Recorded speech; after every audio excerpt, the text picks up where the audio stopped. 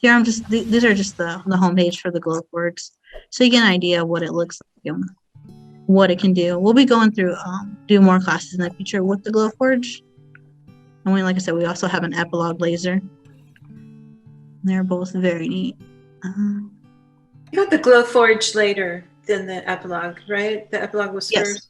Yes, the Glowforge is the latest one. And what's nice about the Glowforge is like it can sit on a desktop, so it's a lot smaller. Right. Mm-hmm. Like I said, this is what we'll be using today. Inkscape. It's a free program. If you need to download it, you just go to download current version. Like I said, for Windows, Linux, and Mac. And for what I did, I just chose a basic quote calligraphy. I went through Google search to look for one. So that's how you can get started. If you have something else in mind, I'm just doing one I saw online that I liked and I wanted to make a stamp out of it. Black and white is the easiest to work with.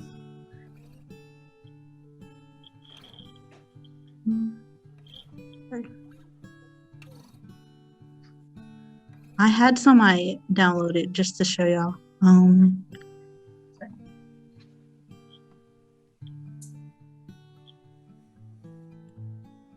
Sorry, I'm just okay. Okay, these are just some images I downloaded earlier. For Inkscape, the first step is creating a trace, which I'll go over in a second. You can somebody asked me if you can use color. You can, just not a lot of color. If you do something like this one right here, it won't work. You're gonna end up losing the image because it's gonna try and get rid of this pink background, but it's just not gonna happen. I can show y'all what happens. This one doesn't have as much color in the back.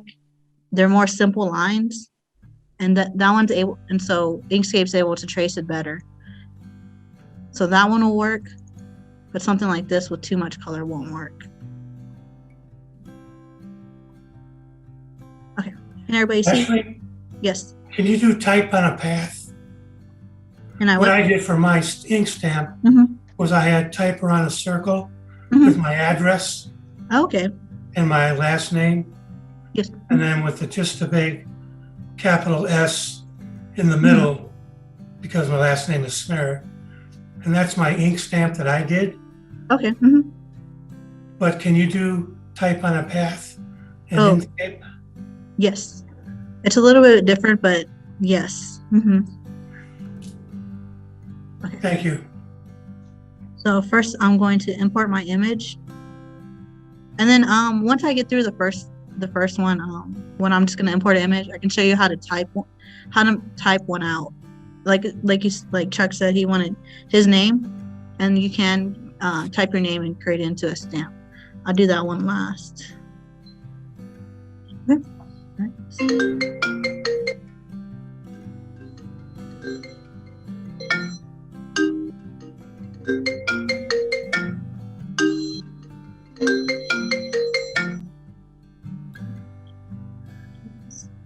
Right here at the bottom right, you have these plus and minus signs.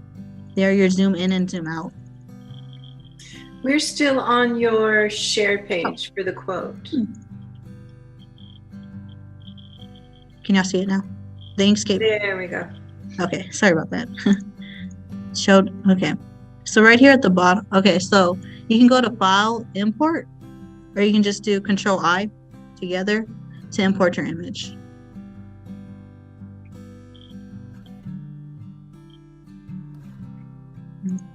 And once you do that, the first step is to do a trace of it. So you go to Path and Trace Bitmap. Let me change this real quick. It usually starts off at the brightness threshold at 0.450. And that's usually the basic one. Let's see, updated. Okay, so this is how it starts off. And you can see on my screen that it took off all the color.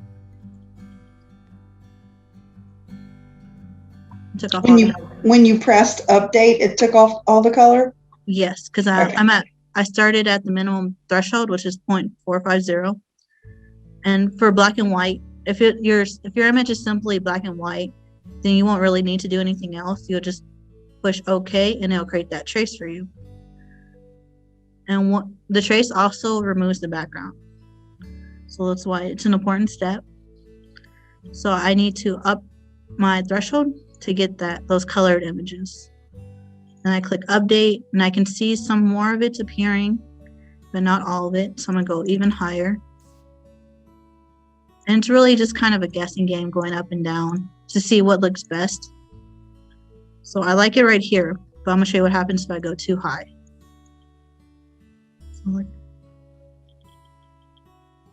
it starts kind of losing its original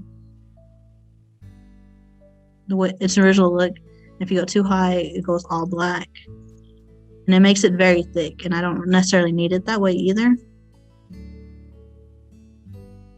So I liked it at this setting. So once you have it where you like it, you just click OK. All right, and I can close out of this because I don't need it anymore. And I can just click the top layer and drag it, and I see I have 2 images. So I can go back and delete the first one. Where's the delete button? I couldn't even figure that out. Oh, I just clicked the backspace on the computer. Oh, on the okay. keyboard. On the desktop is backspace. Yes. Okay. Okay. And as you can see, I have this black bar at the bottom. I don't want that.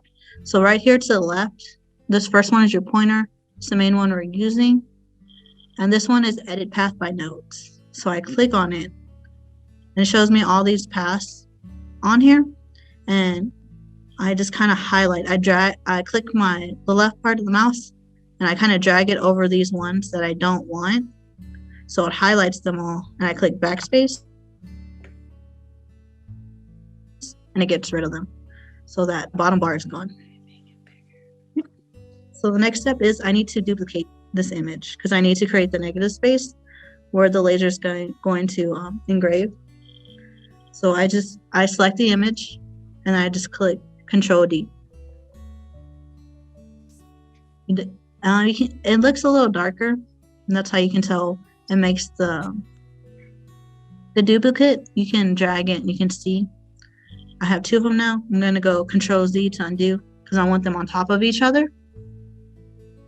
All right, and I'm going to change the color. That way I know I have a different image there. And I'm going to go to Path, and I'm going to go to Inset. Okay, another thing you need to make sure you do before you go on to these next steps is you have to check your preferences. And then you have to go to, it's behavior. Behavior, and it's steps. You want to make sure your inset and outset is set to 2.0 pixels. All right. And once it's set, you want to make sure you still have your red layer, my bottom layer, my red layer selected, because we're going to make a shadow now for the text. So if you're not sure if you have it selected, you can go up here. I selected outside of it. The first one is the black one, so I can send that to the back. Right up here on top, you have these options where you can send it to the end, or you can send it to the top. So on top, okay. All right, so I select, and I'm gonna do Control 9, 1.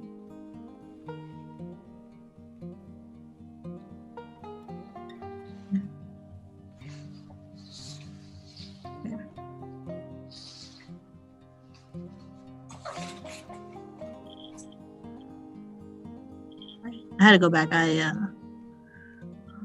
messed this stuff up. Okay, sorry, I messed this stuff up. But so far, everything I've showed y'all is okay. We need to review it anyway.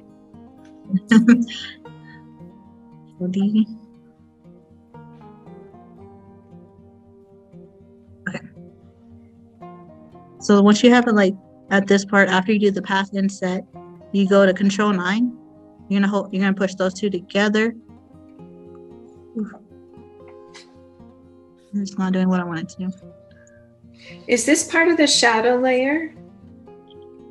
Or Yes. is it? Mhm. Okay. I've done this so many times, and now I'm messing up. No. Got my second layer. I think I forgot to do this. Okay. Nope.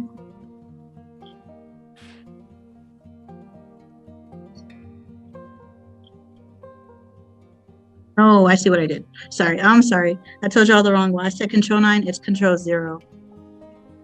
Oh yeah. We're looking for the 9 on Control-9's the, yeah. Sorry about that. Control-9 comes later. Control-0 is you're making the shadow layer, and you're making it bigger because, like I said, this is your negative space, and this is what the laser is going to engrave. All right, and you don't want it too big because then you start losing part of the image, and then you get like a really big stamp too because you don't want to waste too much of the stamp. So you just want to make sure you get enough where it goes in. You'll see holes like this, see those white parts, and the next step is to fill those holes. So we go to path, and we are going to break apart. You'll see all these little squares form, and then we'll go to path, and we'll go to union, and it merges everything together. So we have a nice background for the stamp and for the laser to engrave all that red part. So you're basically staying as close to the black as possible with a kind of a margin around it. Okay. Yes. Okay. So now I need to create a copy of the red shadow layer. And we need a copy of this because we're going to give it an outline. And what the outline does is it tells the laser how to cut it out. I showed you all the earlier stamp how it's nice and cut out around the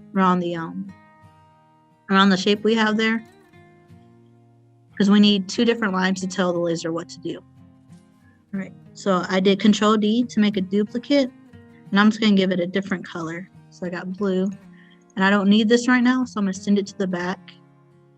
This red, I need to see the black. So right on top, I'm just going to move it down 1. So now I can see my text and the red shadow layer. Okay, so the next step is we need to get rid of the black text, because with the black on there, the laser is going to think that it needs to cut it. It sees it and it wants to do something with that layer. It's because either if you leave the black, the laser will engrave everything. So you'll just have that weird red shape, and that's why you need to get rid of the black lettering. So I'm just going to hold Shift and click on the image, and you should be able to see 2 squares, 2 blue squares. That means I've selected those 2, the red layer and the black text. Right. So then I just go to Path, and I go to Difference. And what it does, it cuts out the black. Okay. All right. So the next step is we need the blue layer. We're gonna send this red layer to the back real quick. Ooh, wrong button. Right. Because we can't have this all filled in either, because like I said, the laser's gonna try and engrave it. It sees these lines there, and it's gonna want to engrave, and it's gonna mess up your image. Yeah, the first time I tried this, I did a text one, and I did not do everything like with no fill, and it engraved everything. So I just had like the square shape that was engraved. Okay. All right, so now I have this blue one. I want to see it with my text. So the blue is still selected, but I can see the red on here. So I'm going to go to Control 9. This is where Control 9 comes in, which is Inset. And right down here, I'm going to click this X button. It says None, and that's going to get rid of the color. But I'm going to hold Shift. I'm going to click Black.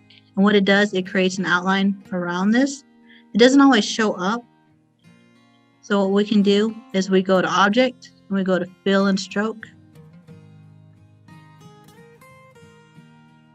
Go over here to Stroke Style, and we just need to make the width of our outline darker and bigger. So we just go up to width, and we just go up until we see it. Now see the outline forming? Okay. Yeah. And then, okay, so the black line, that's going to tell the laser to cut it out. The red part is what we're going to engrave, and it's going to ignore all the white space inside of it. Now, when you have text, you have to remember to do this next step. So what I need to do is I need to select everything, all my images. I just dragged and selected all of them, or you can go to edit and select all, Control A. Okay. And we need to mirror it. And you can do that by just pushing H on your keyboard, which flips it, and that's how you get your stamp. Okay, and once all that's done, you can just save it. You go to File, you can save. Let's save it to the top.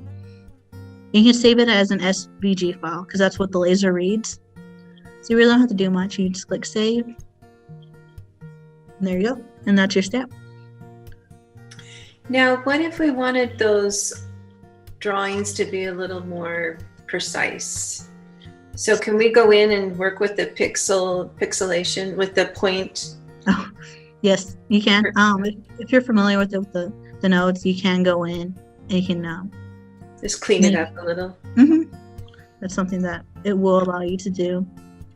But you do that before you do all the copying and layers and all that. Yes, you want to have that done first before Okay. you make your duplicates. And I know some people wanted to do their names. Sorry. Ashley, did you say on the last step to control or press H or A? H.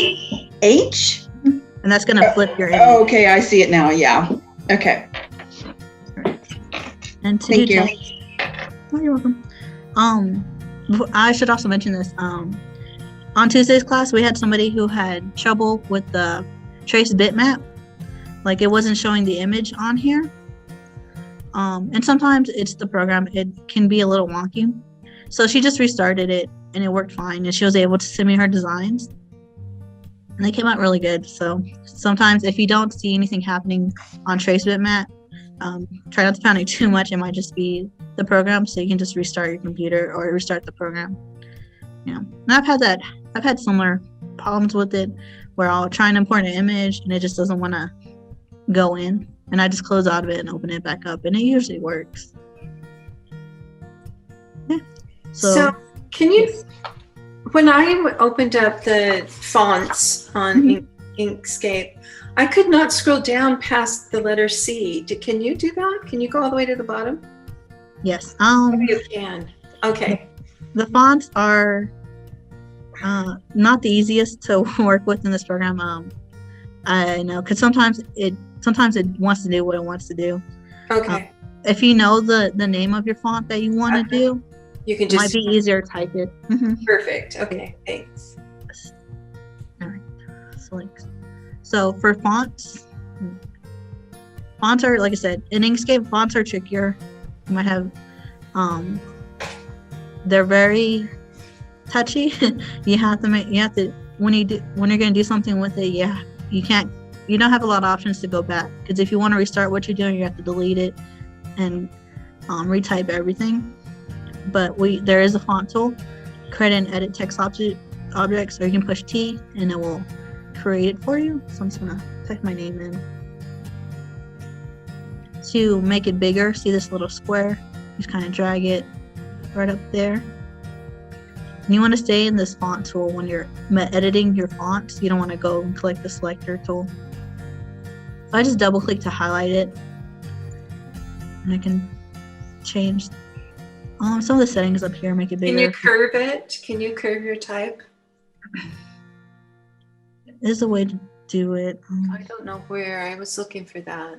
Like I said, well, there's a way. I don't remember. I'll look for it. It's, I'll Google it. yeah, it's one of these. It's one. Maybe under text.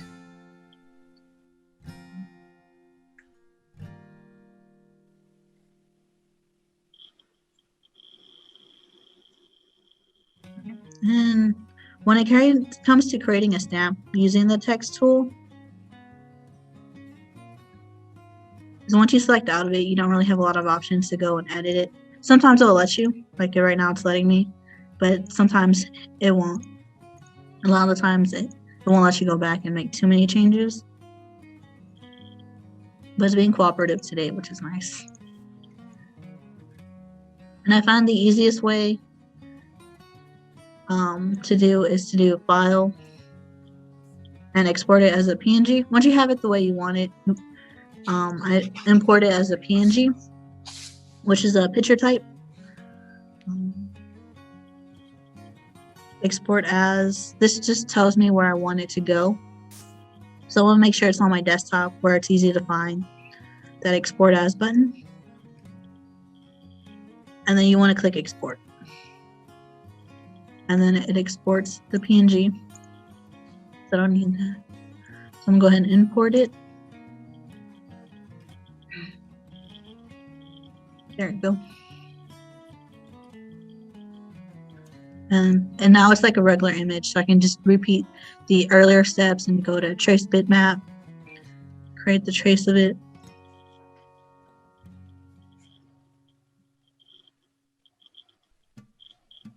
And get rid of the image.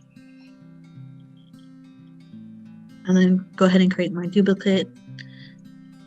And then change the shapes of the letters a lot. And it depends on the font too. You know what? I think I know why I did that.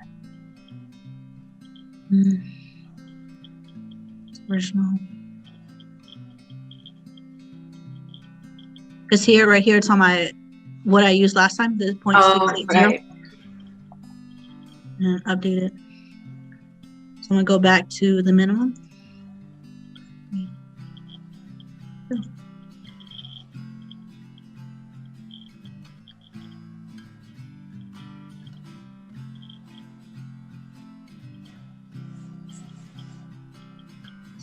Yeah, this is what I was talking about earlier too, when it wants to do what it wants to do.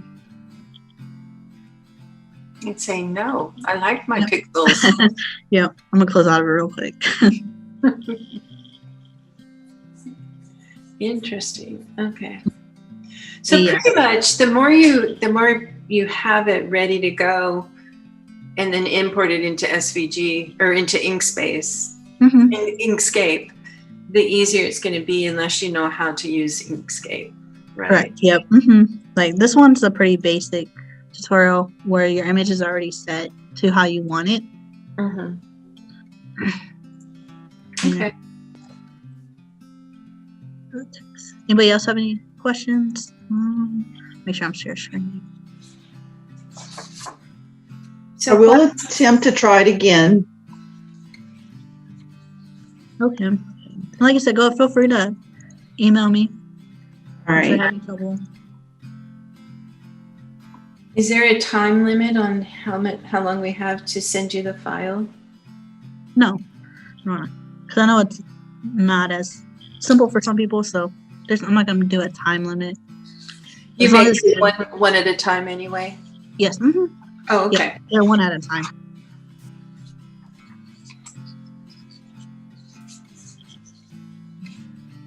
That's cool. There might be a way to just type and do the stamp, but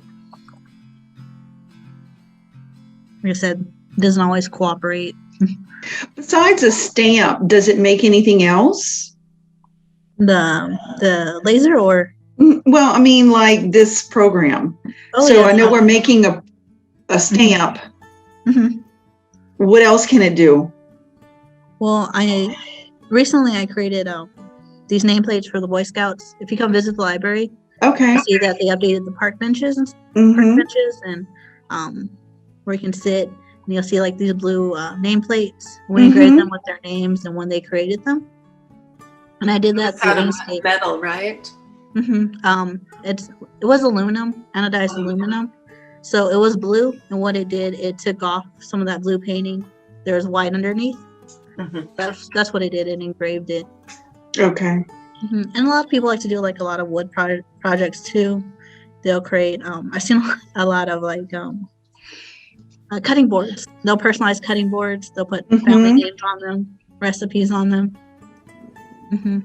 And because a lot of it has to do also with the file type, the SVG file type, and that's what the laser will read.